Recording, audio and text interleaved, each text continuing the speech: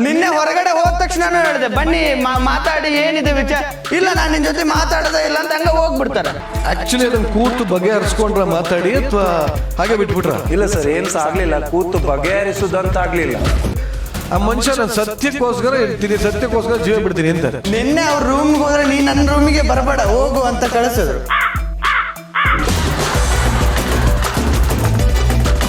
ಏನು ಬಗೆಹರಿಲ್ಲ, ಇಲ್ಲ ಇಲ್ಲ ಇಲ್ಲ, ಏನು ಮಾಡಿಲ್ಲ, ಏನು ಮಾಡಿಲ್ಲ, ಪ್ರಯತ್ನನೂ ಪಟ್ಟಿಲ್ಲ. ಶಬಾಷ್.